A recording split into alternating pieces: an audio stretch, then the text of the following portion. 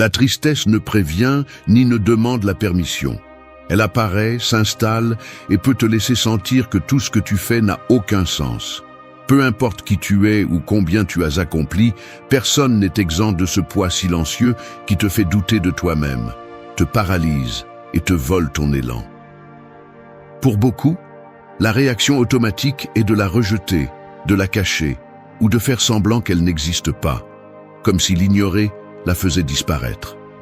Mais ce déni ne fait que multiplier le poids, transforme la douleur en un mur et pire encore, te rend prisonnier de tes propres émotions.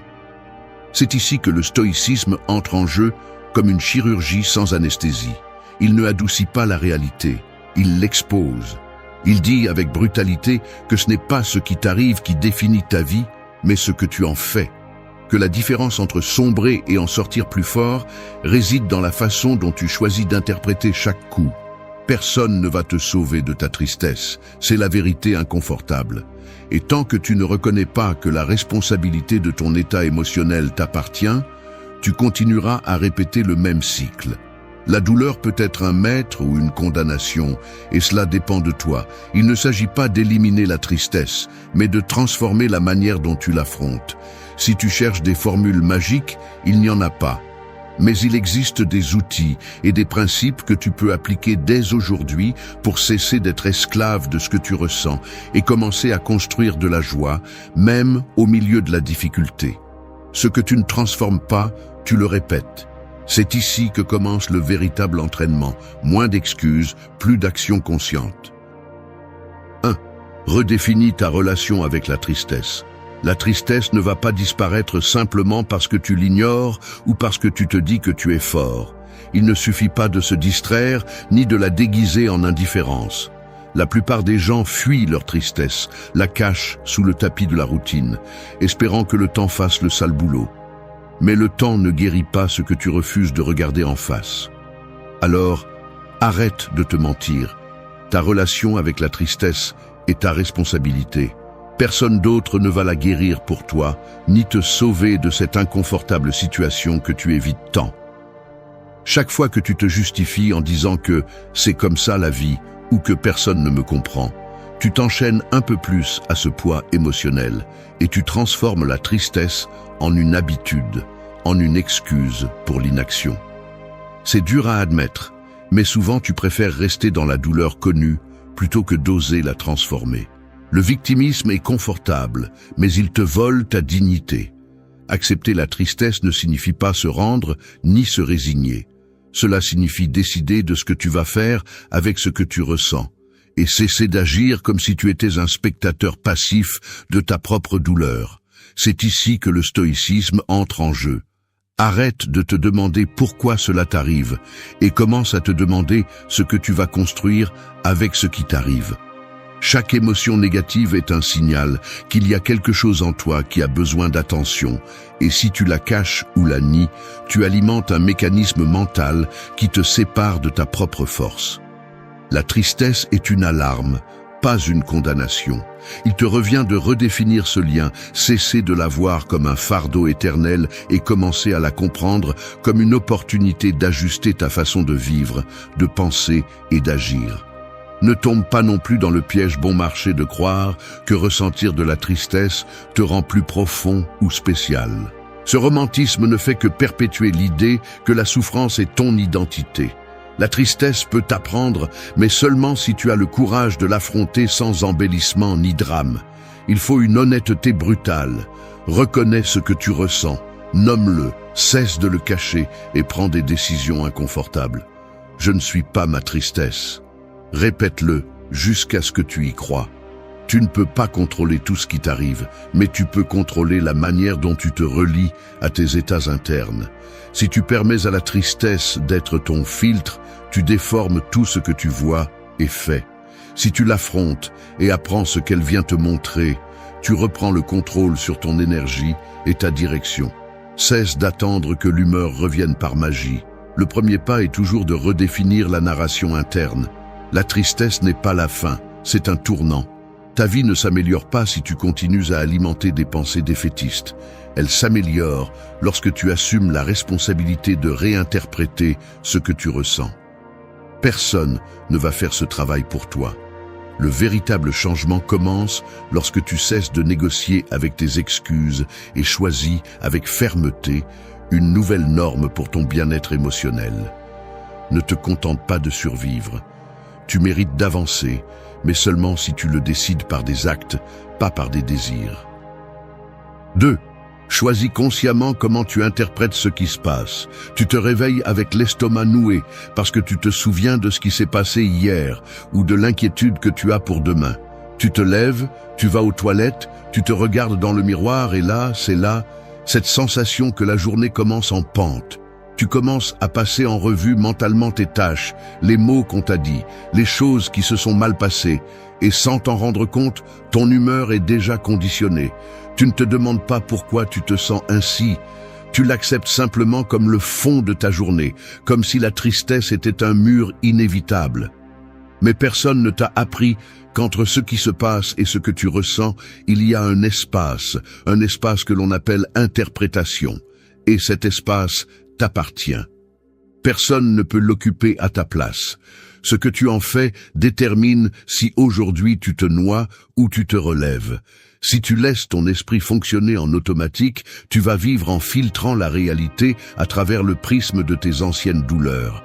Chaque mot d'autrui, chaque geste, chaque souvenir passe par un mécanisme qui décide si tu le prends comme une offense, une défaite, une confirmation de tes peurs ou une opportunité de grandir.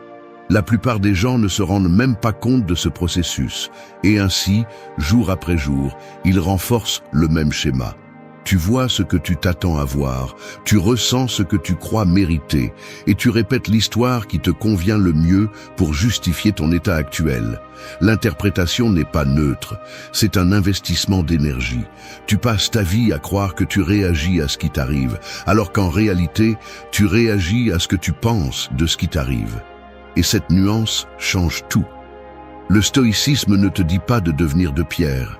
Il te parle de liberté, liberté de décider comment tu comprends ce qui t'arrive, même au milieu de la douleur. Tu peux choisir si un échec est un signe que tu ne sers à rien ou une opportunité d'ajuster ta trajectoire. Tu peux décider si une perte est le début de la fin ou le commencement d'une nouvelle étape. Chaque fois que tu choisis consciemment comment interpréter un fait, tu diminues le pouvoir de la tristesse automatique et tu récupères un peu de contrôle sur ton humeur. Si tu ne t'entraînes pas à ce muscle mental, la vie va te traîner selon le climat émotionnel du jour. Mais si tu assumes le coup de penser différemment, tu deviens le protagoniste de ton propre processus. Je ne te demande pas de te mentir ni de peindre tout en optimisme forcé. Je te demande d'observer avec une brutalité honnête quelle histoire tu te racontes et si cette histoire te rapproche ou t'éloigne de la vie que tu souhaites. La tristesse, souvent, ne vient pas de ce que tu perds, mais de l'interprétation rigide et fataliste que tu choisis sans t'en rendre compte. Ce qui se passe est une chose, ce que cela signifie pour toi en est une autre. Et là se trouve le pouvoir. Tu peux toujours réécrire le sens. Choisis encore et encore le sens que tu donnes à ce que tu vis. Personne ne peut te ravir cette liberté. Ce n'est pas de la magie, c'est une pratique quotidienne. Change ton interprétation et ta réalité changera.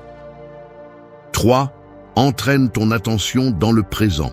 Je reconnais que mon esprit a tendance à fuir le présent comme quelqu'un qui veut éviter de regarder une facture impayée. C'est inconfortable de l'admettre, mais j'ai cette tendance automatique à ressasser ce qui ne s'est pas bien passé, à anticiper des problèmes qui n'existent pas encore, ou à porter des scènes anciennes comme s'il s'agissait d'une sorte de dette émotionnelle que je n'ai pas encore réglée. Mon attention, sans discipline, se disperse. Une partie reste coincée dans ce que je ne peux pas changer du passé. Une autre se projette dans des scénarios imaginaires de l'avenir, et ce qui reste pour le présent n'est qu'un fragment d'énergie, toujours insuffisant. Ce n'est pas quelque chose qui se produit par hasard, ni une faiblesse personnelle. C'est le résultat d'années d'habitudes mentales mal entraînées. Cela fonctionne comme un réflexe. Face à la douleur, à l'ennui ou à l'inconfort, l'esprit s'enfuit vers ce qu'il pense être un soulagement. Mais en réalité, Cela ne fait que retarder la confrontation réelle avec ce que nous devons vivre maintenant. Si tu prends le temps d'analyser cela, tu verras que la tristesse se nourrit précisément de cette fuite de l'attention. Lorsque tu n'es pas dans le présent, tu deviens otage de ce qui est déjà passé ou de ce que tu crains qu'il arrive. L'anxiété et la mélancolie ne sont rien d'autre que le prix que tu paies pour être divisé entre 1000 pensées, au lieu de mettre toute ta volonté dans ce qui est réel, cet instant. Le présent n'est pas toujours confortable, ni n'a de réponse facile, mais c'est le seul terrain où tu peux prendre des décisions et transformer quelque chose. Tout le reste est spéculation qui épuise. En fait, chaque fois que tu te surprends à revivre le passé ou à imaginer un désastre futur, tu utilises ton attention, ta ressource la plus précieuse, pour renforcer des émotions qui n'ajoutent rien, elles ne font que soustraire. Entraîner l'attention dans le présent est, au fond, un acte d'autodiscipline et de respect pour ta propre vie. Personne ne va te donner cette approche, et ce n'est pas une question de répéter des phrases superficielles sur « vivre l'instant ». Il s'agit d'un travail mental conscient. Chaque fois que tu te surprends à fuir le maintenant, tu dois rediriger ton énergie, sans négociation, comme quelqu'un qui entraîne un muscle qui a été atrophié pendant des années. C'est inconfortable au début parce que le cerveau préférerait rester dans le drame connu ou la peur anticipée. Mais la réalité est que le bonheur ne se construit que lorsque tu assumes la responsabilité d'être ici, avec tout ce que cela implique. La présence est la base de la paix intérieure. Le reste est du bruit qui te distrait de l'essentiel. Si tu parviens à maintenir ton attention sur ce qui se passe, sur tes sensations, tes actions, tes véritables besoins, tu démontes le mécanisme qui alimente la tristesse chronique. Cesse d'hypothéquer ton bien-être sur la base de ce que tu ne peux plus modifier ou de ce qui n'est même pas sûr d'arriver. Être présent, c'est choisir, encore et encore, la vie réelle plutôt que les fantasmes mentaux qui ne font que fatiguer. Si tu veux retrouver la joie, commence par discipliner ton attention. La vie ne se passe que maintenant. 4. Agis, même si la motivation est minimale. Il y a des jours où la vie ressemble à une pièce dans l'obscurité, où tout semble immobile et l'air devient lourd. Tu observes l'horloge, les heures passent comme si elles ne t'appartenaient pas, et chaque mouvement semble coûter le double, comme si la tristesse t'avait mis un gilet de plomb. Le corps se sent maladroit, les épaules tombent, le regard reste fixé sur un point, presque sans cligner des yeux. La motivation n'arrive pas. Elle ne répond même pas aux appels mentaux. Il n'y a qu'une inertie dense, une résistance invisible qui t'attache à la chaise, au lit ou aux mêmes routines sans âme. Mais ce que presque personne ne te dit, c'est que attendre de ressentir l'envie de bouger est un piège. La motivation n'est pas un billet d'entrée, c'est une conséquence. Personne ne se sent inspiré avant de commencer. C'est seulement après avoir fait les premiers pas que l'enthousiasme commence à se réveiller timidement, comme un muscle froid qui ne s'active que lorsque tu l'utilises. Il n'y a pas de magie là-dedans, juste de la physique. L'énergie se crée dans le mouvement, pas dans l'attente. Observe les gestes de ton corps lorsque tu décides de te lever sans envie. Le pied qui touche le sol, les doigts qui cherchent un soutien, le dos qui se redresse peu à peu. C'est un acte simple, presque insignifiant. Mais dans ce geste minimal, tu es déjà en train de reprendre du terrain. Chaque action, même si elle semble petite, est une rupture dans l'inertie. L'eau stagnante se gâte, mais une goutte en mouvement commence déjà à tout changer. Pas besoin de ressentir de l'enthousiasme. Il suffit de te lever et de faire une chose, même si c'est mécanique. Faire le lit, ouvrir la fenêtre, prendre un verre d'eau froide, sortir, marcher même 5 minutes. Il ne s'agit pas de feindre la joie, ni de forcer un sourire vide, mais de comprendre que la vie se réactive dans l'action, pas dans la contemplation passive du malaise. Le stoïcisme t'enseigne que le véritable contrôle commence par ce que tu fais, pas par ce que tu ressens. L'humeur est volatile, mais l'action t'appartient. Fais quelque chose, même si c'est minime, car ce micro-mouvement est le point de basculement qui change la trajectoire de la journée. Ne sous-estime pas le pouvoir du petit. La somme de gestes simples, répétés avec discipline, est ce qui reconstruit la confiance et affaiblit la tristesse. Attendre d'avoir envie, c'est céder le gouvernail à l'apathie. Le corps, tout comme l'esprit, a besoin de signaux clairs que tu ne t'es pas rendu. Action avant motivation, toujours. La différence entre avancer et rester bloqué dépend rarement de grandes décisions. Elle dépend du courage de bouger lorsque ton esprit te murmure que cela n'a pas de sens. Fais-le quand même. Tu n'as pas besoin de te sentir fort pour commencer. Tu as besoin de commencer pour retrouver la force. Le mouvement vainc la tristesse, même lentement. Tu décides si tu restes à attendre des miracles ou si tu transformes chaque petit acte en une déclaration de rébellion. Ne sous-estime pas la valeur d'un seul pas. Un pas peut être tout ce dont tu as besoin aujourd'hui. 5. Fais du mouvement physique une habitude quotidienne. Le corps qui ne bouge pas devient une prison. C'est la vérité que personne ne veut entendre lorsque la tristesse te paralyse et que tu préfères rester immobile, attendant que le moral vienne te sauver. Mais cela ne va pas arriver. Croire que tu peux penser ou te sentir mieux sans bouger un seul muscle est une fantaisie qui ne fait que prolonger la stagnation. Le mouvement physique n'est pas un luxe, ni une suggestion amicale. C'est un ordre biologique et psychologique. Il ne s'agit pas d'avoir envie, il s'agit de réaliser que ton corps est l'interrupteur principal de ton énergie émotionnelle. Si tu te résignes à des journées entières de sédentarité, ne te trompe pas en croyant que la tristesse est quelque chose de mystique qui vient de l'extérieur. L'inertie est la meilleure amie de la mélancolie chronique. Si tu ne bouges pas, tu te flétris, et tout le reste ne sont que des excuses qui sonnent sophistiquées, mais ne masquent que de la paresse et de l'autocompassion. La discipline du mouvement quotidien n'est pas négociable si tu veux vraiment sortir du trou. Tu peux lire tous les livres de développement personnel que tu veux, répéter des affirmations jusqu'à perdre ta voix, parler sans arrêt de tes intentions de changement. Rien de tout cela ne remplace le signal brutal et direct que ton cerveau reçoit lorsque tu décides d'utiliser ton corps, même sans aucune envie. Chaque pas, chaque étirement, chaque exercice est une déclaration de guerre contre l'habitude de te laisser sombrer dans ta propre torpeur. Tu n'as pas besoin d'équipement de gym ni de routine héroïque. Tu as besoin de courage pour te lever, même si c'est juste pour marcher 10 minutes, même si tu n'arrives qu'à t'étirer sur le sol et à sentir le poids de ton corps. Ce qui compte, ce n'est pas l'intensité, c'est la régularité. Tous les jours, sans négocier, même si c'est minime, même si tu ne vois pas de résultats immédiats. La constance tue la paralysie. Arrête de te vendre l'idée que tu es une victime de tes émotions lorsque tu n'es même pas capable de discipliner ton corps. Le mouvement physique est le pont entre l'esprit et la réalité. Si tu ne le traverses pas, tu restes piégé dans des théories et des fantasmes de changement qui ne se produisent jamais. Un corps entraîné à bouger sous n'importe quel état émotionnel est un corps qui se souvient comment se rebeller contre la tristesse automatique. Si ta routine est toujours celle de la passivité, ton moral répondra avec la même apathie. Ne cherche pas de solution magique.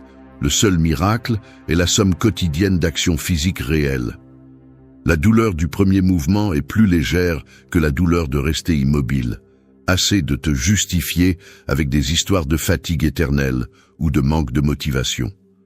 La fatigue que tu ressens est souvent juste le prix à payer pour maintenir une routine qui ne défie ni ta biologie ni ton caractère. Le mouvement physique est la preuve concrète que tu ne t'es pas rendu. Si tu veux de la dignité, montre-la dans tes actions, pas dans des discours. L'énergie ne se mendie pas, elle se génère. Lève-toi, fais le même si ça fait mal. Franchis le seuil de l'inertie et transforme-le en habitude. Personne ne va bouger pour toi. Là où l'excuse s'arrête, le véritable changement commence. 6. Pratique la gratitude, même dans les jours sombres.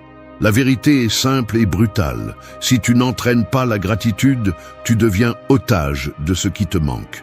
Peu importe à quel point tu es intelligent, ni combien de livres tu as lus sur le développement personnel.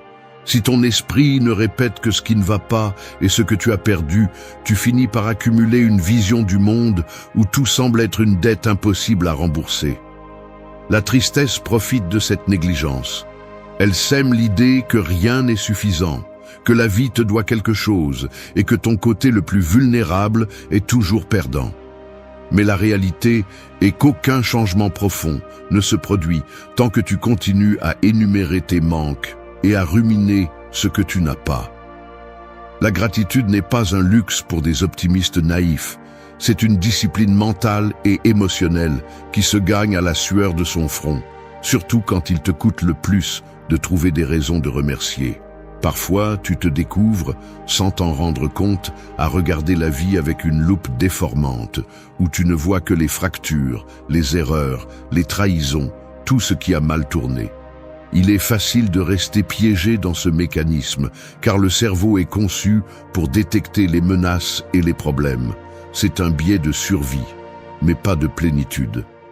Le problème survient lorsque tu transformes cette habitude en ta seule façon de regarder.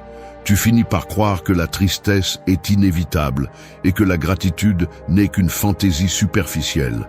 Cependant, ce qui transforme vraiment ton expérience, c'est la décision consciente de chercher de petits faits, des détails minimes, qui brisent ce filtre négatif. Il ne s'agit pas de nier la difficulté, ni d'inventer de fausses raisons pour te sentir mieux, mais d'entraîner l'esprit à reconnaître que, même dans les jours sombres, il existe des fragments de valeur et des moments qui méritent d'être honorés. Remercier n'élimine pas la douleur, mais cela t'empêche de rester défini par elle. Remets en question cet élan intérieur à mépriser ce que tu as, parce que cela ne correspond pas à tes attentes. Cette insatisfaction chronique est, bien souvent, un piège mental qui te vole l'opportunité de te connecter à la réalité. La gratitude est une forme de rébellion contre cette narration de manque. C'est dire à ton esprit: tu n'es pas seulement ce qui te manque, tu es aussi tout ce que tu as déjà surmonté. Si chaque matin tu choisis, ne serait-ce qu'une minute, de reconnaître une seule chose qui reste debout, un ami qui demeure, la capacité de respirer, un souvenir qui te soutient, un petit accomplissement qui semblait impossible hier, tu commences à affaiblir le système interne qui alimente la tristesse automatique. La gratitude est une discipline, pas un état d'esprit passager. Entraîne-la comme on renforce un muscle qui a été atrophié trop longtemps. Tu n'as pas besoin d'attendre que tout s'améliore pour la pratiquer. En fait, les jours les plus difficiles sont ceux qui l'exigent le plus. La gratitude est l'outil qui recalibre ta perception et te redonne ta dignité, car elle t'oblige à cesser de mesurer ta vie uniquement par les douleurs et les pertes.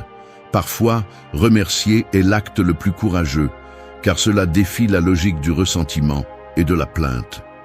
Décide, sans négocier, de chercher ce qui reste encore, ce qui peut encore croître, ce qui mérite encore ton respect. La gratitude n'est pas du conformisme, c'est de la clarté. C'est se rappeler que, même si la tristesse insiste pour te réciter sa liste de dettes, tu peux choisir sur quoi concentrer ton énergie. Tu n'es pas seulement ce qui te manque, tu es tout ce que tu remercies et tout ce que tu es encore capable de reconnaître. 7. Donne un sens à ta douleur en aidant les autres. Tu sors dans la rue la tête baissée, ressentant le poids de ton propre malaise, et en croisant quelqu'un qui traîne des sacs lourds ou lutte avec une porte, tu hésites un instant avant d'aider. La tristesse a tendance à t'enfermer dans une sorte de capsule mentale où n'existe que ta propre douleur, comme si le reste du monde s'était estompé. Ce circuit fermé est l'une des plus grandes erreurs de l'esprit. Plus tu souffres, plus tu t'isoles. Plus tu t'isoles, plus la douleur s'intensifie.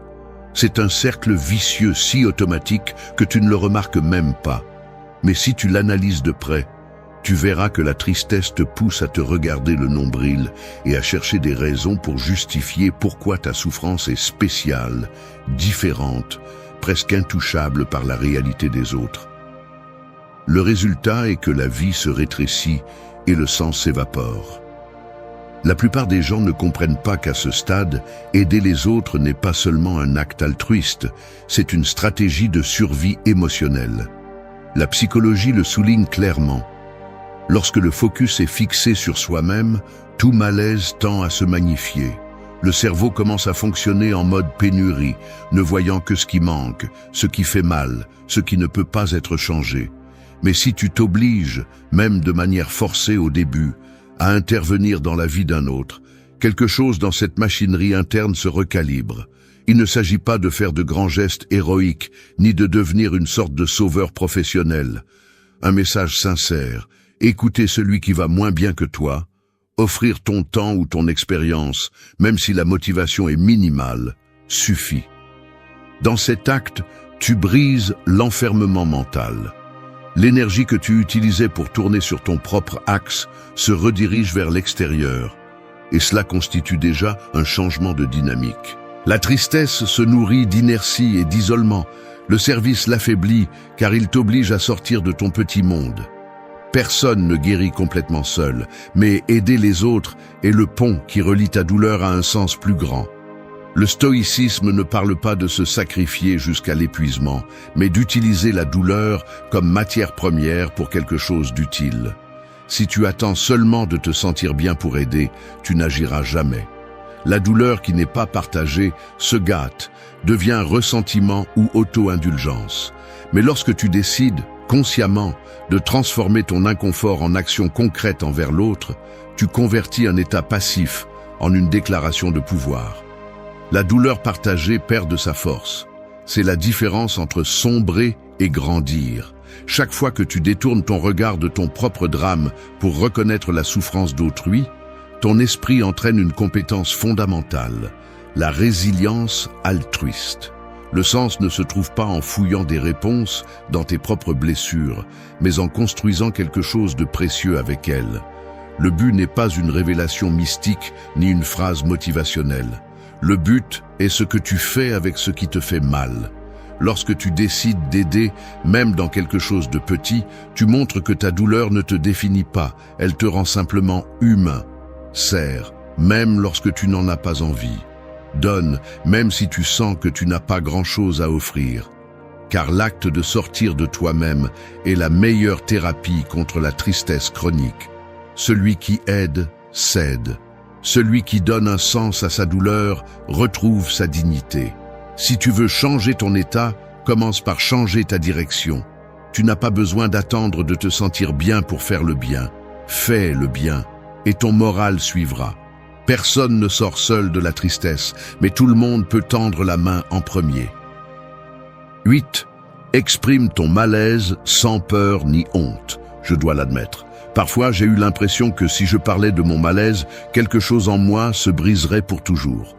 Je me suis vu, assis devant quelqu'un, jouant avec mes mains, déglutissant, regardant le sol, cherchant le moment exact pour dire ce qui me pèse, et quand enfin j'essaie, la voix peine à sortir, faible, comme si elle demandait la permission d'exister. La poitrine se tend, la mâchoire se serre, et l'esprit commence à fabriquer des histoires de rejet ou de honte avant qu'un seul mot ne traverse la distance. C'est une bataille invisible. De l'extérieur, tout semble normal, mais à l'intérieur, il y a une discussion féroce entre le besoin de libérer le contenu toxique et la peur de rester exposé, vulnérable, incomplet devant les yeux de l'autre. Le silence devient une sorte de prison auto-imposée. Tu maintiens la douleur en serrant les poings, en respirant court, en espérant que personne ne remarque ce qui t'arrive vraiment. Et pourtant, le corps envoie des signaux. Les mains transpirent, les épaules se haussent, le regard se perd. Tout cela est ton système d'alarme demandant que tu cesses de cacher ce qui fait mal. Exprimer le malaise n'est pas un acte de faiblesse, c'est un exercice de dignité. Il n'y a pas de vertu à se taire sur ce qui te submerge, ni d'honneur à faire semblant qu'il ne se passe rien pendant que tu t'effondres de l'intérieur. La tristesse ne se dissout pas dans le silence. Au contraire, ce que tu tais s'accumule dans les gestes, dans les humeurs, dans les décisions que tu prends à moitié, dans les nuits où l'insomnie est le prix à payer pour ne pas t'être permis d'être honnête. Parler, c'est rompre le cycle de la répression. Chaque fois que tu ouvres la bouche, même si c'est juste pour dire « je me sens mal », tu sauves une partie de toi qui était restée piégée dans la censure. Ce premier geste est inconfortable, oui, mais c'est le signe le plus clair que tu as décidé de cesser de négocier avec la peur. Ce qui se nomme perd une partie de son pouvoir. C'est la vérité inconfortable que personne ne t'enseigne, enfant. Tu n'as pas à tout lâcher d'un coup, ni à chercher une compréhension parfaite de l'autre côté. Il suffit de nommer l'essentiel, de mettre des mots sur ce qui pèse. Tu peux le faire à voix haute, avec quelqu'un qui sait écouter, ou même en écrivant, laissant l'encre fonctionner comme un drain émotionnel. Le corps le ressent. En parlant, les muscles se relâchent un peu, la respiration se libère, la tension baisse même d'un degré. Ce n'est pas de la magie, c'est de la biologie et de la conscience. Le stoïcisme ne consiste pas à endurer à tout prix, mais à différencier ce qui dépend de toi. Et oui, exprimer la vérité de ton état est ta responsabilité. Ne te trompe pas en croyant que tu seras plus fort en te taisant. Ce que tu réussis, c'est à porter un sac à dos de plus en plus lourd et à faire semblant de ne pas le sentir. Le véritable courage n'est pas de supporter en silence, mais de te montrer humain, même si la voix tremble. La peur d'être jugé n'est qu'un filtre mental. La plupart des gens portent aussi leur propre fardeau et comprendront beaucoup plus que tu ne l'imagines. Parfois, le simple acte de dire « cela me fait mal » ouvre un espace où la tristesse se transforme, même si ce n'est que de manière minimale, en possibilité de soulagement ou, au moins, en un repos pour le corps et l'esprit. Tu n'as pas besoin de permission pour ressentir ni pour l'exprimer. Cacher la douleur, c'est la perpétuer. La dignité commence là où la honte s'arrête. Ose nommer ton malaise, et tu verras que l'insupportable devient gérable. Parle, même si tu ne sais pas par où commencer. Ta santé émotionnelle dépend de cette honnêteté, pas des apparences. 9. Permets-toi de te reposer et de te renouveler sans culpabilité. L'esprit moderne fonctionne comme une usine qui n'éteint jamais ses moteurs. Il produit des pensées, des inquiétudes et des exigences sans relâche, comme si la valeur personnelle dépendait de ne jamais s'arrêter. Tu laisses la fatigue s'accumuler comme une poussière invisible sur chaque décision, te convainquant que l'épuisement est noble, que la fatigue est une médaille et que seuls les faibles demandent une pause. Mais c'est un mensonge dangereux, un piège brutal déguisé en vertu. L'épuisement ne te rend pas fort, il te rend fragile. Tu es comme ce mécanisme qui ne reçoit jamais d'entretien. Tôt ou tard, les performances chutent, le moral se brise, les émotions se gâtent par manque d'oxygène. Le corps ne pardonne pas l'accumulation de dettes physiques et mentales. La tristesse s'infiltre précisément dans ces espaces où tu ne t'es jamais permis de t'arrêter et de reprendre des forces. Il n'y a pas de résilience sans renouvellement. Celui qui ne fait que résister finit par se briser. Arrête de te raconter que te reposer, c'est perdre du temps ou que tu ne mérites de t'arrêter que lorsque tout est fait. Cet état d'esprit te mène à une autodestruction lente. Tu confonds épuisement avec productivité, fatigue avec responsabilité. Et tu te refuses le droit fondamental à la pause parce que tu crois que quelqu'un évalue ta valeur à chaque seconde. Personne ne te le dira en face, mais cette auto-exigence n'est qu'une autre forme de faiblesse. L'incapacité de reconnaître tes limites, la peur enfantine de paraître moins capable si tu admets que tu as besoin de récupérer de l'énergie. Le repos n'est pas une récompense, c'est une condition minimale pour fonctionner. Si tu ne le comprends pas, tu finiras par payer avec ta santé, tes relations et la lucidité que tu défends tant. La tristesse se renforce sur le terrain de l'épuisement.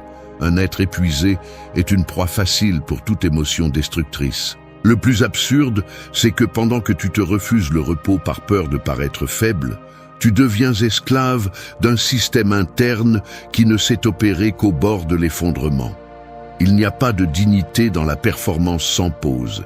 Il n'y a que de l'épuisement déguisé en héroïsme bon marché. Celui qui ne sait pas s'arrêter ne sait pas avancer. Repose-toi, même si ton esprit résiste. Fais-le même si tout en toi crie que tu n'as pas le temps ou que la vie n'attend pas. Si tu n'entraînes pas ta capacité à relâcher le rythme, ton énergie devient toxique et la joie se transforme en un lointain souvenir. Permets-toi la pause, car sans elle, il n'y a pas de renouvellement, seulement une répétition fatiguée des mêmes erreurs. Le repos conscient est un acte de bravoure dans un monde obsédé par l'inertie. Tu n'as pas besoin de demander la permission pour prendre soin de toi. Personne ne va t'applaudir d'arriver détruit à la fin de la journée. Récupère le respect de soi. Celui qui se renouvelle se respecte. Le contraire est de l'abandon de soi. Ne confonds pas le stoïcisme avec la négation de tes besoins fondamentaux. Le véritable stoïque reconnaît quand il est temps d'agir et quand il est temps de se replier pour revenir plus fort. Ne deviens pas ton propre geôlier simplement parce que l'environnement l'exige. Le repos est force. La culpabilité est le résidu d'un esprit mal entraîné. Repose-toi sans négocier. Renouvelle ton énergie sans honte. C'est seulement ainsi que tu peux recommencer à choisir ta vie, au lieu de simplement la survivre. Ligne iconique. Le repos n'est pas une faiblesse, c'est une discipline supérieure. 10. Fais de l'engagement personnel ta plus grande force. L'engagement personnel est la différence entre vouloir changer et vraiment changer. Il n'y a pas moyen d'adoucir cela. Si ta parole envers toi-même a peu de valeur, toute technique, tout livre, tout conseil finit par n'être que du bruit de fond. Ce qui sépare la résignation de la transformation, c'est ce pacte silencieux et brutal de ne plus négocier avec tes excuses. La plupart d'entre nous veut se sentir mieux, mais n'est pas prête à supporter l'inconfort quotidien que demande la véritable amélioration. Nous nous remplissons d'intentions, de projets à moitié réalisés, de promesses reportées, comme si le simple fait de vouloir avait un poids réel sur le résultat. Mais la vie ne répond qu'à ce que tu fais de manière soutenue, pas à ce que tu rêves quand personne ne te voit. Quand je parle d'engagement, je ne fais pas référence à une motivation passagère, ni à un élan de volonté qui s'éteint dès que la tristesse revient.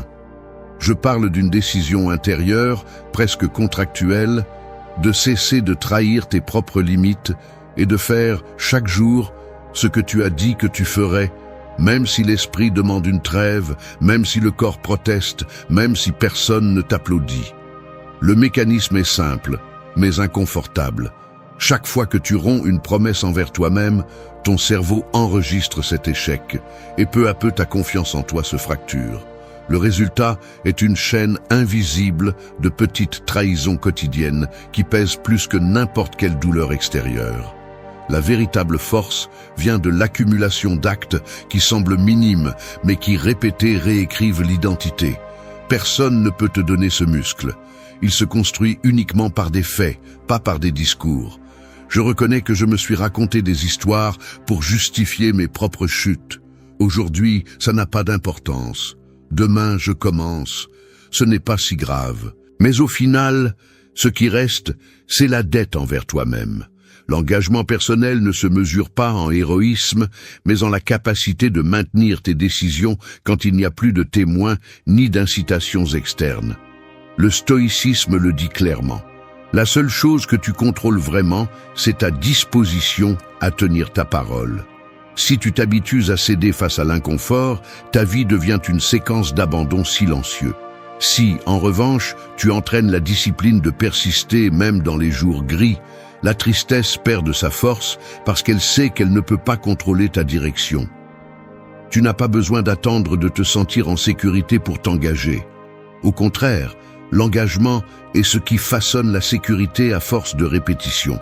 L'auto-trahison épuise, l'engagement multiplie. Une personne engagée, même si elle tombe, se relève toujours avec une nouvelle leçon. Ce que tu soutiens en privé est ce qui définit ta vie en public.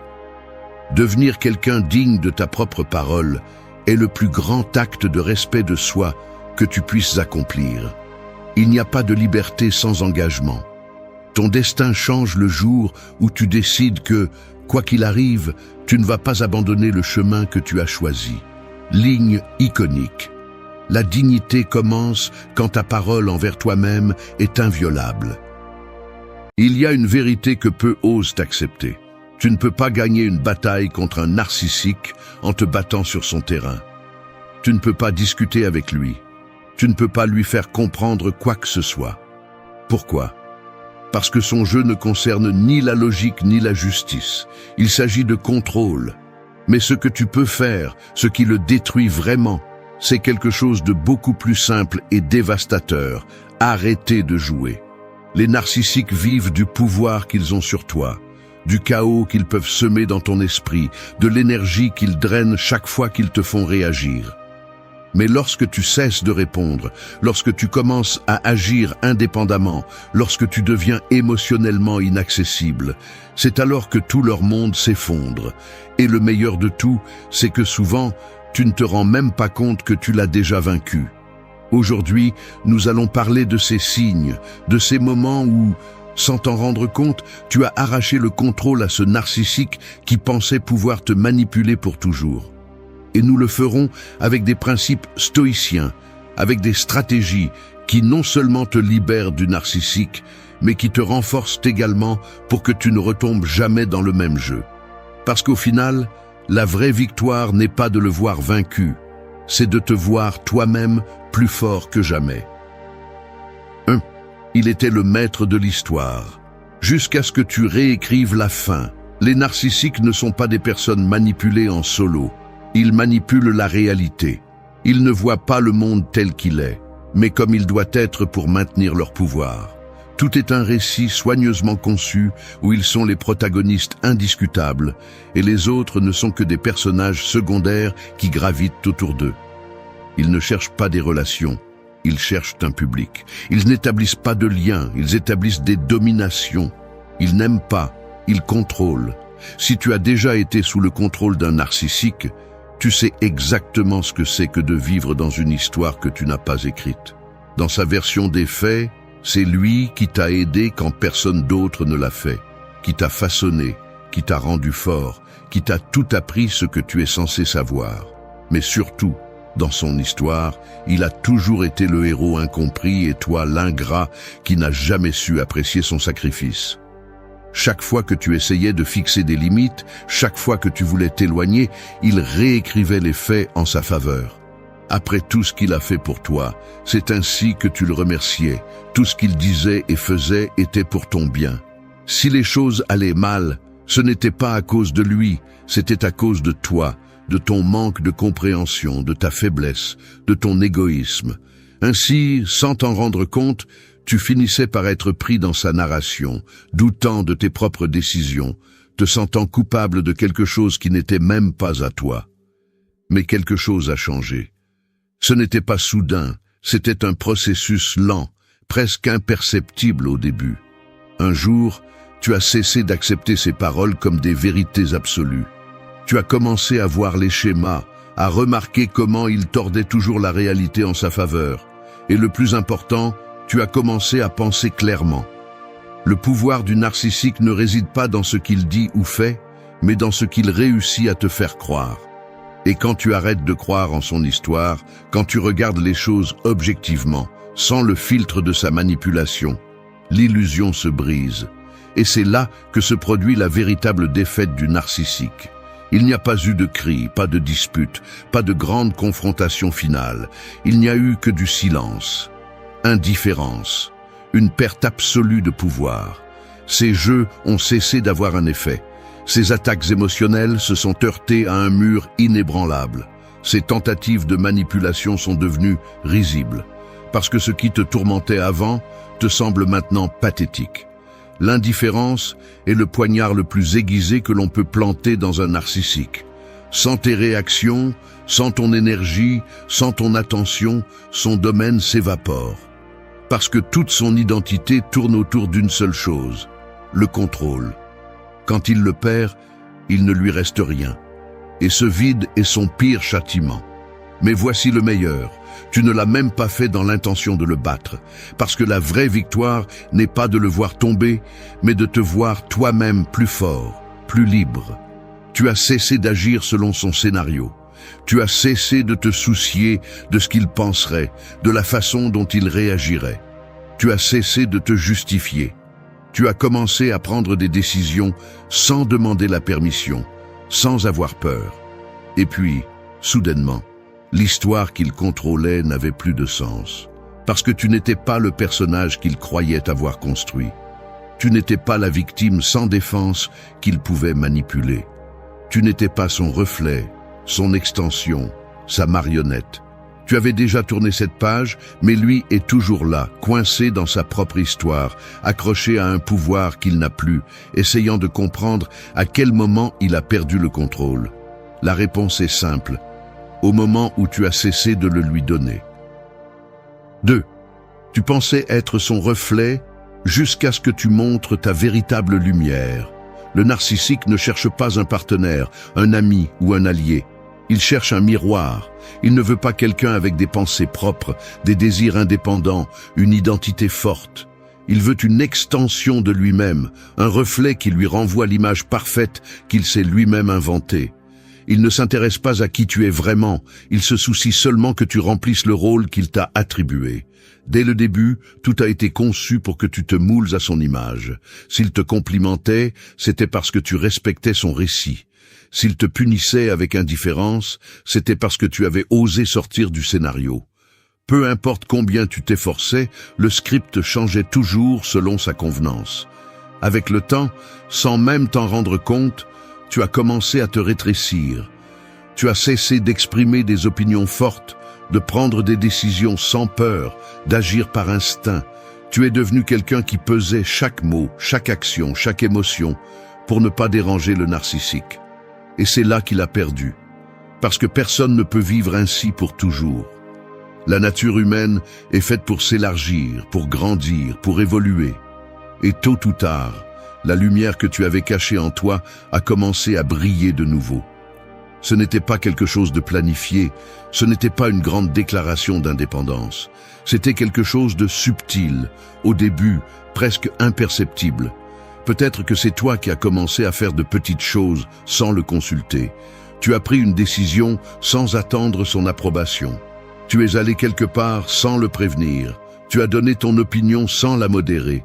Tu as ri de quelque chose sans vérifier s'il le trouvait drôle. Des détails insignifiants pour n'importe qui d'autre, mais une catastrophe pour un narcissique. Parce qu'il ne supportait pas de te voir agir sans demander la permission. Le narcissique a commencé à le remarquer. Au début, il a essayé de l'ignorer, comme si c'était quelque chose de passager. Ensuite, quand il s'est rendu compte que c'était réel, il a essayé de te faire reculer. Les jeux émotionnels sont revenus, les manipulations déguisées en préoccupation, les commentaires subtils conçus pour semer le doute dans ton esprit. Mais c'était déjà trop tard. Ce qui avait changé en toi était irréversible. Tu n'étais plus sur la même longueur d'onde. Ce qui te blessait avant, maintenant tu t'en fichais. Ce qui te faisait douter avant, maintenant te semblait ridicule. L'image déformée de toi-même qu'il avait construite n'avait plus aucun poids. Le deuxième signe de sa défaite a été son désespoir. Il a tout essayé. Il a essayé de te manipuler avec des flatteries, puis avec des menaces, puis avec de la culpabilité. Parce que le narcissique, quand il sent qu'il perd le contrôle, change de masque dans une tentative désespérée de reprendre le dessus. Mais cette fois, aucun masque n'a fonctionné. Parce que tu n'étais plus dans son jeu. Et voici la vérité qu'il n'admettra jamais. Tu n'as jamais été son reflet. Tu n'as jamais été une extension de son ego. Tu as toujours été toi-même, seulement il s'est chargé de t'aveugler, de te faire douter, de te faire oublier ta propre valeur. Mais maintenant tu te souviens, maintenant tu marches avec assurance, maintenant tu parles avec confiance, maintenant tes décisions ne sont plus filtrées par son approbation. Tu ne t'excuses plus pour exister, tu ne te plies plus à son contrôle, et il le sait. Il n'y a rien de plus dévastateur pour un narcissique que de voir quelqu'un qu'il croyait être à lui, quelqu'un qu'il a modelé à sa convenance, quelqu'un qu'il croyait avoir soumis, soudainement devenir une force impossible à contrôler. Tu n'as pas eu à te battre, tu n'as pas eu à crier, tu n'as pas eu à lui prouver quoi que ce soit. Tu as juste laissé ta lumière briller, et cela a suffi pour le rendre aveugle. 3. Tu vivais dans son ombre, maintenant tu brilles trop pour lui. Certains liens ne sont pas construits avec amour ni respect, mais avec un déséquilibre de pouvoir. L'un grandit et l'autre rétrécit. L'un brille et l'autre se nourrit de cette lumière. Quelqu'un t'a convaincu petit à petit que tu devais occuper moins d'espace, que tu devais demander la permission d'exister, que c'était plus sûr d'être petit, silencieux, invisible. Ce n'était pas quelque chose d'immédiat. C'était un processus lent, presque imperceptible. Au début, tu étais libre. Tu avais tes propres pensées, ambitions, des idées qui te faisaient te sentir vivant. Mais avec le temps, chacune de ces choses a été mise en doute, minimisée ou ridiculisée. Les commentaires subtils déguisés en conseils, l'indifférence face à tes réussites, le sentiment que, si tu te démarquais trop, quelque chose de mauvais arriverait. C'est ainsi que les ombres deviennent une cage. Pas une que tu peux voir ou toucher, mais une qui habite dans l'esprit. Tu as arrêté de chercher la reconnaissance parce que, d'une certaine manière, tu as appris que c'était dangereux. Tu as appris à mesurer tes mots, à contrôler ton enthousiasme, à te faire petit dans ton propre monde. Et le pire, c'est que tu ne t'en es même pas rendu compte. Mais personne ne peut vivre éteint pour toujours. Peut-être qu'il n'y a pas eu un grand moment de révélation, mais un réveil silencieux. Un jour, tu as fait quelque chose sans trop y penser, sans te demander si c'était bien ou mal. Parle avec confiance. Tu as donné une opinion sans censure. Tu as osé faire quelque chose juste pour le plaisir de le faire. Ce n'était pas prévu, ça s'est juste passé. Et à cet instant, quelque chose en toi s'est rallumé. La réaction a été immédiate. D'abord l'incrédulité. Ensuite, les petites épreuves pour te faire reculer. Le commentaire sarcastique, la moquerie déguisée en blague, l'indifférence soudaine face à ton bonheur. Mais ce qui t'aurait fait douter avant te semblait maintenant sans importance. Tu ne t'es pas donné la peine de te justifier ni de chercher l'approbation. Pour la première fois, il n'y avait pas de peur. Et c'est là que tout a changé. Parce qu'une fois que la lumière commence à grandir, l'ombre s'affaiblit. Peu importe combien ils essaient, ils ne peuvent pas te renfermer à nouveau dans un espace que tu as déjà dépassé. Le premier signe que quelque chose s'est brisé a été son inconfort. Tu ne réagissais plus comme avant, tu n'étais plus prévisible. Il essayait de te faire douter, mais ses mots ont perdu leur effet. Ce qui semblait sage avant sonnait maintenant comme une tentative désespérée de reprendre le contrôle. Les ombres n'existent que lorsqu'il y a quelque chose pour les projeter.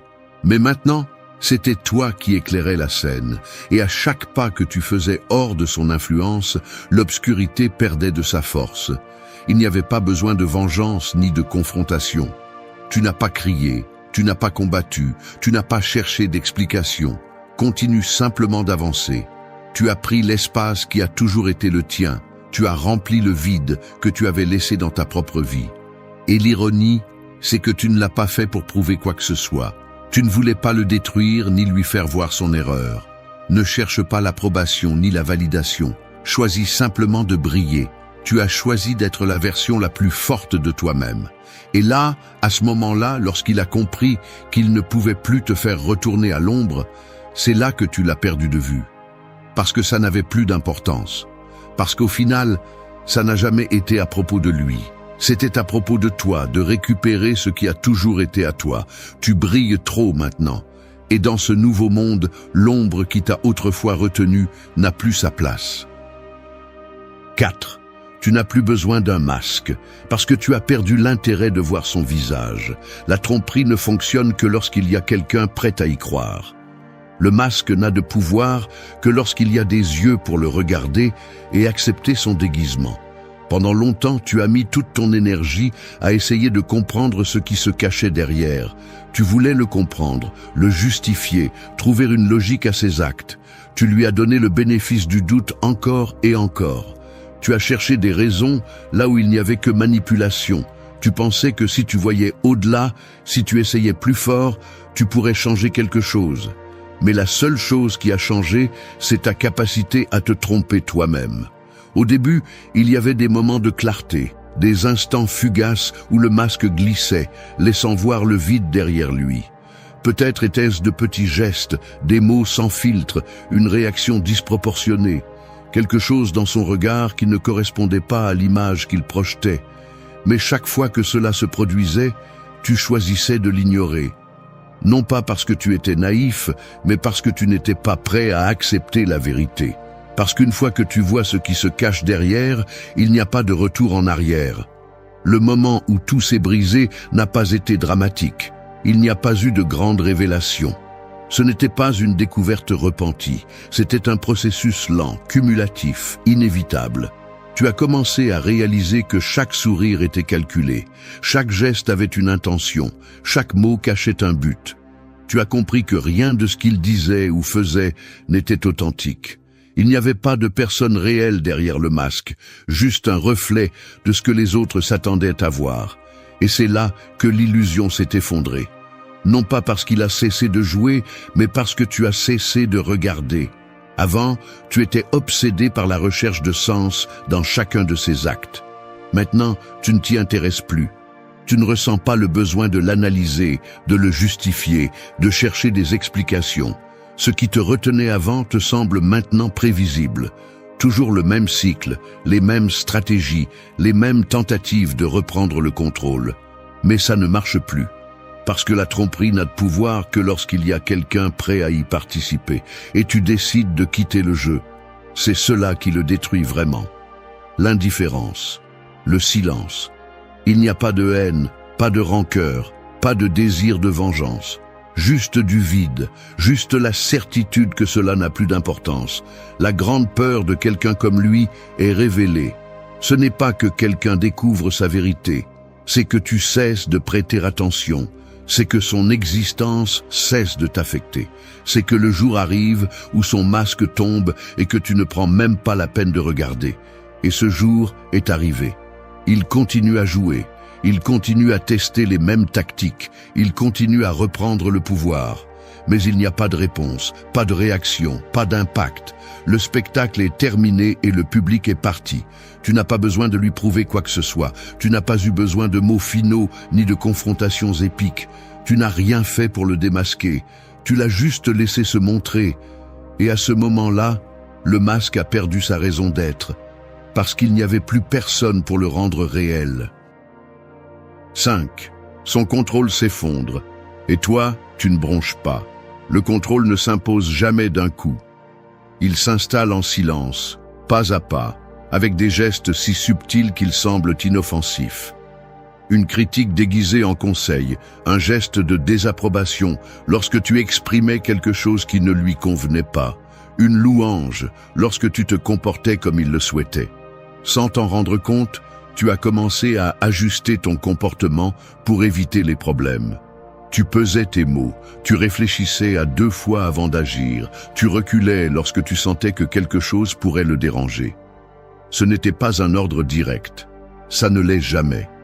C'est un conditionnement lent, une domestication déguisée en amour, amitié ou autorité.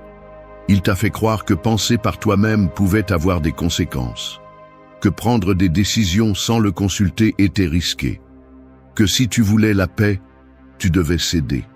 Et ainsi, sans que tu t'en rendes compte, son influence est devenue une ombre qui enveloppait tout.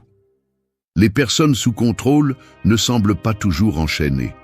Il n'est pas nécessaire d'enfermer quelqu'un lorsqu'on le convainc qu'il n'y a rien en dehors de la cage. Et toi, à un moment donné, tu as cru que cette cage était normale. Tu as cru que ses exigences étaient raisonnables, que son mauvais caractère était de ta faute, que ses règles étaient pour ton bien. Tu as accepté le contrôle comme une partie de la dynamique, comme quelque chose qui ne pouvait pas être discuté. Mais tout système de domination a un point faible. Son pouvoir n'est pas réel, il dépend d'une seule chose, que tu y crois. Et un jour, sans préavis, sans même le planifier, tu as arrêté de le faire. Il n'y a pas eu de grand acte de rébellion, pas de déclaration d'indépendance. C'était quelque chose de beaucoup plus simple. Un jour, son opinion a cessé d'être la seule qui comptait. L'une de ses règles a cessé d'avoir un sens. L'une de ses manipulations, auparavant invisible, est devenue évidente. Et à ce moment-là, le contrôle a commencé à s'effondrer. Tu ne l'as pas affronté avec colère, tu n'as pas crié, tu n'as pas essayé de le convaincre de quoi que ce soit. Tu as simplement commencé à agir de ton propre chef. Peut-être était-ce une décision prise sans le consulter. Peut-être était-ce un geste d'indifférence où auparavant tu aurais essayé de te justifier. Peut-être, pour la première fois depuis longtemps, as-tu fait quelque chose simplement parce que tu le voulais, sans craindre sa réaction. Au début, il ne l'a pas compris. Il pensait que c'était une erreur, un dérapage, quelque chose qu'il pouvait corriger. Il a essayé les mêmes tactiques qui avaient toujours fonctionné. Il a essayé de te faire sentir coupable. Il a essayé de te provoquer. Il a essayé de réécrire l'histoire pour que tu te sentes coupable. Mais cette fois, rien de tout cela n'a fonctionné. Ce n'était pas que tu te battais. Ce n'était pas que tu voulais lui faire du mal. Simplement, son influence n'avait plus d'effet. Les mots qui auparavant t'auraient détruit te semblaient maintenant vides. Les jeux mentaux qui auparavant te confondaient étaient maintenant si évidents qu'ils en devenaient ridicules. Ce qui auparavant te faisait douter te faisait maintenant rire. Et c'est là que tout s'est brisé. Car un manipulateur sans contrôle n'est rien. Son pouvoir reposait sur l'idée que tu avais besoin de lui, que ses mots avaient du poids, que sa présence dans ta vie était essentielle. Mais la réalité est devenue indéniable. Tu n'avais pas besoin de lui. Tu n'en as jamais eu besoin. Il n'y a pas eu de grande bataille finale. Il n'y a pas eu de confrontation épique. Il n'y a pas eu de clôture avec des discours mémorables. Il n'y a eu que du silence. Il criait dans sa tête, cherchant n'importe quelle façon de récupérer son pouvoir. Mais toi, tu continues simplement d'avancer. C'était le coup le plus dévastateur. Pas que tu l'aies démasqué, pas que tu l'aies exposé, pas que tu l'aies détruit, mais que tu l'aies laissé derrière toi sans regarder en arrière, comme s'il n'avait jamais été si important, comme si son contrôle, qui semblait autrefois absolu, n'avait jamais été réel, et cette vérité lui pèse plus que tout autre. 6. Ton silence le fait crier à l'intérieur. Le bruit est tout pour lui. Son pouvoir ne se mesure pas en force, il se mesure en réaction. Chaque mot que tu lui adresses, chaque explication que tu lui donnes, chaque fois que tu essaies de te défendre ou de te justifier, alimente son contrôle. Pour quelqu'un comme lui, la pire punition n'est pas la haine ni la confrontation. C'est le vide. Mais pendant longtemps, jouer cette carte semblait impossible. Le silence n'était pas une option. Quand il t'attaquait avec des mots déguisés en préoccupation, tu répondais par des explications. Quand il te blâmait pour ses problèmes, tu essayais de raisonner. Quand il manipulait la situation, tu cherchais à la clarifier. Tu croyais que si tu trouvais les mots justes, si tu disais les choses de la bonne manière, si tu arrivais à te faire comprendre, tout changerait. Mais cela n'a jamais été le cas. Cela n'allait jamais être le cas. Parce qu'il ne s'agissait pas de comprendre, il s'agissait de contrôler, de te garder dans son jeu, de te faire sentir que tu lui devais quelque chose, qu'il y avait un fil invisible qui te liait à lui, que peu importe combien tu essayais de t'éloigner, tu devrais toujours répondre, mais tout a changé quand tu as compris qu'il n'y avait rien à expliquer. Le jour où tu as arrêté de te justifier, où ces provocations ont cessé de te causer de l'anxiété, où ces demandes d'attention ont rencontré un mur d'indifférence, le jeu s'est terminé. Sa domination n'a pas chuté avec des cris, ni avec des menaces, ni avec une confrontation finale, mais avec le silence le plus pur et le plus impénétrable. Et c'est là que le désespoir le consume, parce que chaque fois qu'il te manipulait, chaque fois qu'il tordait la réalité, chaque fois qu'il déformait les faits, il obtenait toujours ce qu'il cherchait, une réaction. Mais maintenant, la réponse n'arrive pas, et il ne peut pas le supporter. Il ne comprend pas comment quelqu'un qui était si facile à manipuler ne montre maintenant plus le moindre intérêt. Au début, il essaie de jouer avec l'évident.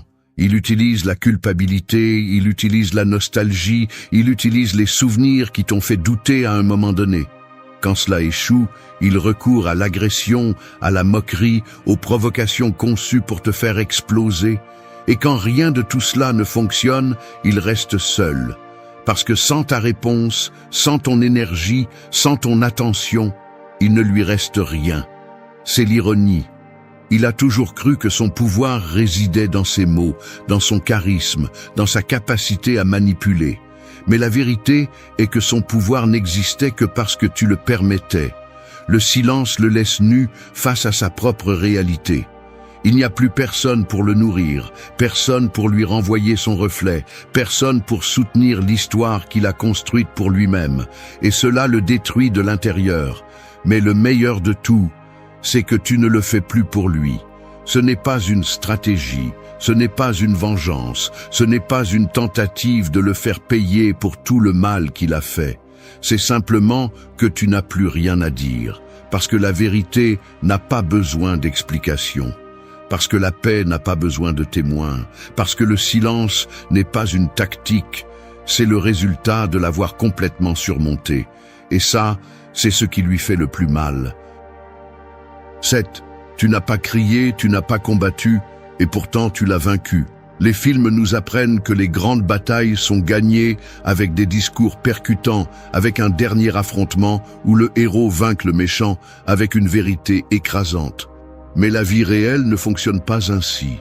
Dans la vie réelle, les défaites les plus dévastatrices ne viennent pas avec des cris ni avec la guerre. Elles viennent avec le silence absolu de celui qui n'a plus besoin de prouver quoi que ce soit. Pendant longtemps, tu as cru que pour te libérer, tu avais besoin d'une confrontation. Tu pensais qu'il y avait quelque chose que tu devais dire, une vérité que tu devais crier, un combat final que tu devais gagner pour fermer le cycle.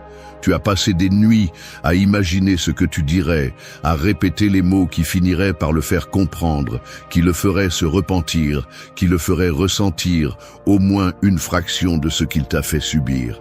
Mais chaque fois que tu as essayé, tu t'es rendu compte de la même chose. Cela ne servait à rien. Il n'était pas intéressé par la vérité. Il ne l'a jamais été. Il ne se souciait pas de te comprendre, de t'écouter, d'arriver à un point médian. Chaque mot que tu lui adressais, chaque effort pour raisonner avec lui, n'était qu'une autre occasion pour lui de s'impliquer dans son jeu. Peu importe si tu étais en colère, si tu étais pressé, si tu étais blessé. La seule chose qui comptait pour lui, c'est que tu étais toujours là. Parce que tant que tu réagissais, tant que tu ressentais le besoin de t'expliquer, de le convaincre, de lui faire voir ce qu'il a fait, il avait encore le contrôle. Mais un jour, quelque chose de différent s'est produit. Il n'y a pas eu de grande décision, il n'y a pas eu de moment de révélation dramatique. Simplement, quelque chose en toi s'est brisé, d'une manière qui ne pouvait plus être réparée. Tu as arrêté de chercher des réponses. Tu as arrêté d'attendre une conclusion. Tu as arrêté d'avoir besoin qu'il comprenne quoi que ce soit. Et c'est là que tout a changé. Le premier signe que quelque chose échappait à son contrôle a été le vide. Il a essayé de te provoquer avec les mêmes stratégies que d'habitude, mais cette fois, tu n'as pas mordu à l'hameçon. Il a lancé des commentaires conçus pour te faire réagir, mais il ne t'affectait plus. Il a essayé de t'entraîner dans la même vieille discussion, mais tu n'es pas entré dans son labyrinthe. Au début, j'ai pensé que c'était une phase, que tu attendais le bon moment pour exploser, pour retomber dans le même cycle. Mais quand les jours ont passé, quand il a vu que tu n'étais vraiment plus là, quand il a senti que son influence sur toi s'estompait, le désespoir a commencé à se faire sentir dans sa voix, dans ses actions, dans son attitude. Parce qu'il n'a jamais pensé que la guerre se terminerait ainsi. Il n'y a pas eu de victoire bruyante, il n'y a pas eu de coup final, il n'y a pas eu de dernier mot pour sceller sa défaite. Ce qu'il y a eu, c'était quelque chose de bien pire. Un jour, tu t'es réveillé et tu ne pensais plus à lui. Un jour, tu as fait quelque chose juste pour toi, sans te souvenir de sa réaction. Un jour, tu as réalisé que le poids sur ta poitrine n'était plus là. Et c'est là que l'histoire a changé. Parce qu'il avait cru que tu serais toujours pris au piège, que son ombre te suivrait toujours, que sa voix serait toujours dans ta tête. Mais sans haine, sans revanche, sans même essayer, tu l'as effacé de ton histoire. Non pas parce que tu as oublié, mais parce que tu as cessé de t'en soucier. Non pas parce que tu l'as pardonné, mais parce que tu as compris que la plus grande vengeance était de ne plus jamais porter son existence. Non pas parce qu'il a changé, mais parce que tu l'as fait. Et cela la détruit plus que n'importe quel combat, plus que n'importe quel cri, plus que n'importe quel coup. Parce qu'au final, il ne s'agissait pas de le battre, il s'agissait de gagner ta liberté. Et sans faire de bruit, sans lui donner d'explication, sans chercher la justice, tu as réussi. 8. Le marionnettiste a perdu ses fils et son pouvoir. Le contrôle ne s'impose pas avec des chaînes visibles. Tu n'as pas besoin de barreaux de fer pour garder quelqu'un emprisonné lorsque les fils invisibles de la manipulation sont suffisamment forts. Il te tenait avec la culpabilité, avec le doute, avec la peur de le perdre. Il manipulait les fils avec précision. Un éloge au bon moment, une punition déguisée en indifférence, un sourire qui te faisait oublier la dernière blessure. Et ainsi, sans que tu t'en rendes compte, tu es devenu sa marionnette. Au début, tu ne l'as même pas remis en question. Tu pensais que c'était normal. Tu pensais que le problème venait de toi, que tu exagérais peut-être, que si tu étais simplement plus patient, plus compréhensif, plus fort, les choses seraient différentes. Tu as accepté les règles du jeu sans savoir qu'elles étaient conçues pour que tu ne gagnes jamais. Mais quelque chose a changé. Ce n'était pas une grande révélation, ce n'était pas un moment de colère. C'était plutôt une fatigue, une lassitude profonde de toujours vivre en fonction de quelqu'un d'autre. Tu as commencé à voir les schémas, à remarquer que chacune de ces actions avait un but, que chaque mot était calculé pour te garder emprisonné. Et quand tu l'as vu clairement, quelque chose en toi s'est brisé. Les marionnettes ne fonctionnent que tant qu'elles acceptent les fils qui les soutiennent. Le premier signe de sa défaite n'était pas le conflit, ce n'était pas une dispute explosive. C'était le silence, c'était le calme avec lequel tu as commencé à agir sans demander la permission. C'était la façon dont tu as pris une décision sans te demander ce que tu dirais. C'était le moment où tu as fait quelque chose pour toi-même, sans le poids de son ombre sur tes épaules. Au début, il ne l'a pas compris. Il pensait que c'était une phase, que tu pourrais t'éloigner un peu, mais que tôt ou tard tu reviendrais. Il a essayé de tirer sur les fils, d'essayer les mêmes tactiques qui avaient toujours fonctionné. Il t'a fait sentir coupable, il t'a fait douter, il a essayé de te rappeler le rôle que tu avais joué tout ce temps. Mais les fils n'étaient plus là. Il n'y a pas eu de résistance parce qu'il n'y en avait pas besoin. Tu n'as pas combattu parce qu'il n'y avait rien à défendre. Tu as simplement continué, avec une liberté si silencieuse, si naturelle, qu'il n'a même pas réalisé que son pouvoir s'était évaporé jusqu'à ce qu'il soit trop tard. Et puis est venu le vide. Parce que quelqu'un qui se définit par le contrôle ne sait pas qui il est sans lui. Son identité dépend de la manipulation des autres, de se sentir nécessaire, d'avoir quelqu'un qui réagit à ses provocations. Mais lorsque les fils disparaissent, lorsque la marionnette se lève d'elle-même et s'éloigne sans regarder en arrière, le marionnettiste ne perd pas seulement son domaine. Il perd son but. Tu n'as pas besoin de lui arracher les fils des mains. Tu n'as pas besoin de lui prouver quoi que ce soit. Tu n'as pas besoin de rester pour le voir s'effondrer. Seulement toi vois que tu le lâches. Et à ce moment-là, sans faire de bruit, sans cri, sans vengeance, tu l'as détruit. Parce que sans ses fils, sans son théâtre, sans son public, tout ce qui reste est un homme tenant des cordes vides. Merci d'être resté jusqu'à la fin de la vidéo. Si vous avez tout vu, commentez « Je suis stoïcien » comme notre signe secret, indiquant que vous êtes un véritable apprenant du stoïcisme. N'oubliez pas de vous abonner et de liker la vidéo si elle vous a plu. Rendez-vous dans la prochaine vidéo et rappelez-vous, continuez à cultiver votre esprit stoïque.